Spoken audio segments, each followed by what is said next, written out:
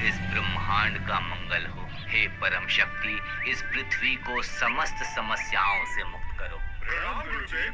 दीर्घायु हो शिष्यों। गुरुदेव, आज आपने एक ही वक्त एक ही समय में हम सबको यहाँ याद क्यों किया है? क्या आप हमें आज कोई नई शिक्षा प्रदान करने वाले हैं?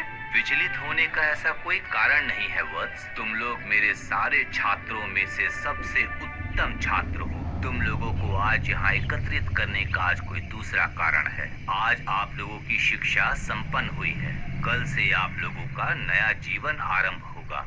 इतने दिन तुम लोगों ने जो भी कुछ सीखा है, उसी शिक्षा को देश विदेश में फैलाओ और अपने आत्मविश्वास को बढ़ाओ। हम धन्य हो गए गुरुदेव, हम धन्य हो गए। जाइए, अब सब लोग विश्राम कीजिए। जो आज्ञा गुरुदेव, जो आज्ञा। आज मैं इतना प्रफुल्लित हूँ कि मैं आपको बता नहीं पा रहा हूँ। पूरे विश्व में मेरी विद्या के बारे में जो चर्चा करेंगे, वो सोचकर ही मैं प्रफुल्लित हो गया हूँ। क्योंकि जहाँ जहाँ पर मैं जाऊँगा, लोग मेरी सेवा करेंगे। आप लोग जहाँ जहाँ जाएंगे, कृपया मुझे भी वहाँ ले चलिएगा। आप लोगों के साथ रहूँगा तो मैं भी सीखूंगा। पागल है क्या? तुम्हारे पास तो कोई शिक्षा ही नहीं है, तुम्हें हम नहीं ले जा सकते। तुम अलग ही जाना। तुमने तो अपनी कोई भी शिक्षा पूर्ण नहीं की है। अगर तुम हमारे साथ चलोगे तो हमारा असम्मान होगा। आप लोगों के साथ रहकर मैं अपने ज्ञान को और समृद्ध करना चाहता हूँ। अच्छा ठीक है, फिर यदि भाई बोलने में आप लोग अपमानित महसूस करते हैं तो सबको बोलिएगा ये हमारा नौकर है। अभी तो कोई आपत्ति नहीं है ना? ये तुमने सही कहा।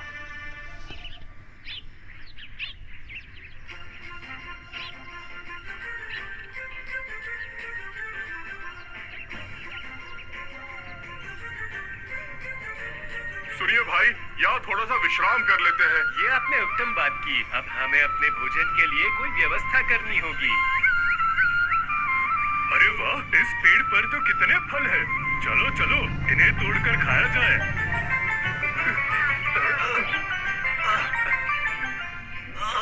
अरे रुकिए रुकिए भाई लोग, रुकिए। इस फल को तोड़ने के लिए मैं कुछ व्यवस्था करता हूँ, बुद्धि लगाता हूँ। ऐसी कौन सी बुद्धि इस्तेमाल करने वाले हो तुम चंद्रकांत? हमें भी तो बताओ। देखो देखो, सारी बुद्धि खर्च मत कर देना।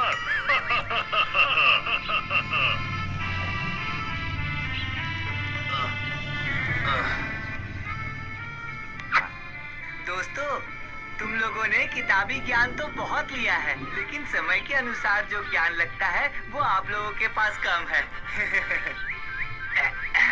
जो भी हुआ, अब हम आगे बढ़ते हैं।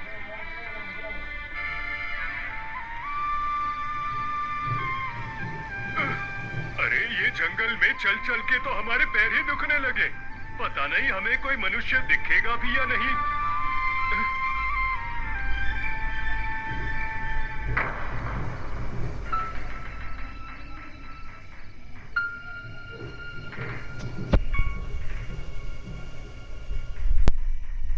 के टुकड़े बिखरे हुए हैं। हाँ, सही बोल रहे हो। ये किसकी हड्डी है? यहाँ क्यों पड़ी है?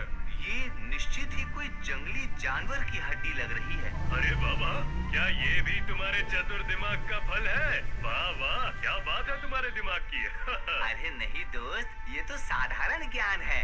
जंगल में जंगली जानवर की ही हड्डी तो मिलेगी, और किसी की हड्डी कैसे मिल सकती है? वो तो तुम सही कह रहे हो, पर ये आखिर किस जानवर की हड्डी है? क्या हम किताबी ज्ञानों से ये जान पाएंगे? हड्डियों को देखकर तो ऐसा लग रहा है जैसे ये जंगल के राजा शेर की हड्डी है। मुझे तो ये हड्डी देख के लगता है कि मुझे तो ये हड्डी शियार की लगती है। पता नहीं चंद्रकांत को ये शेर की हड्डियाँ क्यों लग रही है, मैं समझ नहीं पा रहा। इस विद्या का नाम है सजग ज्ञान। ठीक है, ये सब हम कल तय करेंगे। अभी हम लोग विश्राम करते हैं। चलो चलो चलते हैं।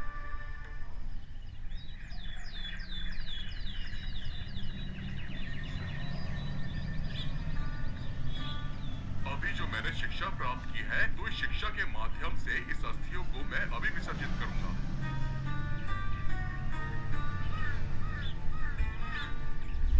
हे गुरुदेव, आपकी दी हुई शिक्षा, ज्ञान, आशीर्वाद व्यर्थ न जाए।